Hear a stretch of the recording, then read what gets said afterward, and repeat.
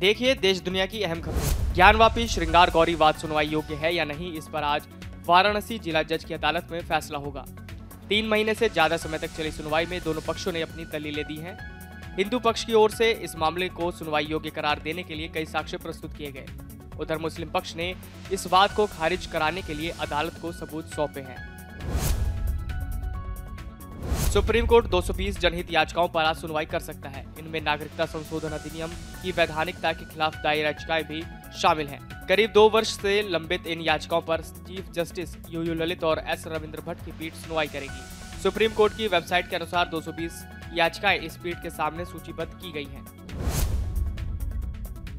प्रधानमंत्री नरेंद्र मोदी सोमवार को इंडियन एक्सपो मार्ट में विश्व डेयरी शिखर सम्मेलन का उद्घाटन करेंगे। मुख्यमंत्री योगी आदित्यनाथ ने रविवार को सम्मेलन की तैयारियों का जायजा लेकर अधिकारियों को दिशा निर्देश दिए। भारत दूसरी बार विश्व डेयरी शिखर सम्मेलन की मेजबानी कर रहा है।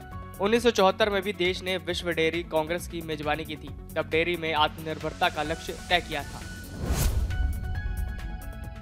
भारतीय प्रौद्योगिकी संस्थान की प्रवेश परीक्षा जेईई एडवांस के परिणाम रविवार को घोषित हो गए।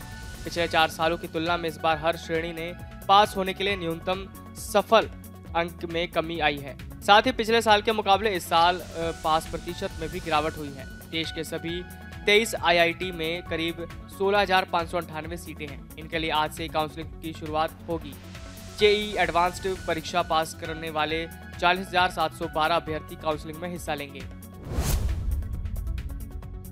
19 साल के कार्लोस अल्कारेज ने यूएस ओपन टेनिस चैंपियनशिप में कैस्पर रूड को हराकर अपना पहला ग्रैंड स्लैम खिताब जीत लिया है।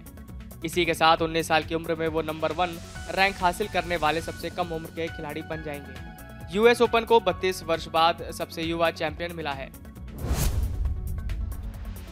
बद्रीनाथ और शारदा पीठ द्वारका के शंकराचार्य स्वामी स्वरूपानंद सरस्वती का रविवार को निधन हो गया। उन्होंने मध्य प्रदेश के नरसिंहपुर जिले के झोतेश्वर स्थित परमहंसी गंगा आश्रम में माइनर हार्ट अटैक आने के बाद अंतिम सांस ली।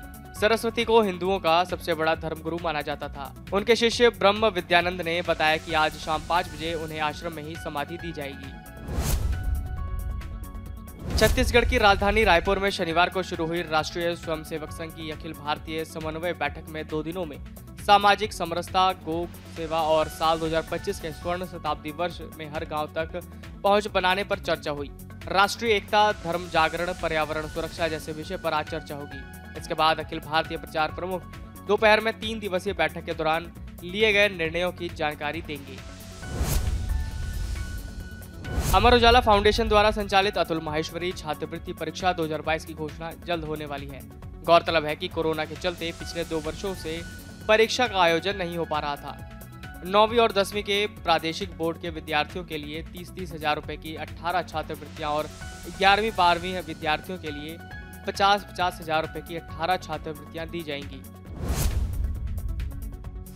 उत्तर प्रदेश में गैर मान्यता प्राप्त मदरसों की हो रही जांच में ये पता लगाया जा रहा है कि उनकी आय का स्रोत क्या है, उन्हें कहां से फंडिंग हो रही है और यहां पढ़ाया क्या जा रहा है। सर्वे 11 बिंदुओं पर हो रहा है। 15 अक्टूबर तक जिला स्तर पर सर्वे पूरा कर 25 तक शासन को रिपोर्ट भेजनी है। यूपी सरकार मान्यता प्राप्त मदरसों को अनुदान देती है, मगर कई ऐसे भी मदरसे हैं जिन्हें मान्यता नहीं है। 7,442 मान्यता प्राप्त मदरसों में करीब 19 लाख छात्र पढ़ते हैं। महंगे उत्पादों की बढ़ती मांग और कीमतों में वृद्धि की वजह से इस त्योहारी सीजन में फ्रिज, टीवी और वॉशिंग मशीन जैसे अप्लायंसेज की बिक्री 35% तक बढ़ सकती है।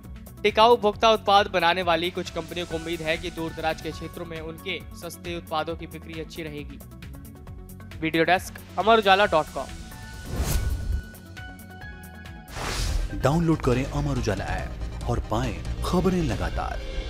अगर आप ये वीडियो YouTube पर देख रहे हैं तो हमारे चैनल को सब्सक्राइब करें और बेल आइकन को दबाना ना भूलें। अगर आप Facebook पर ये वीडियो देख रहे हैं तो हमारे पेज को लाइक करें।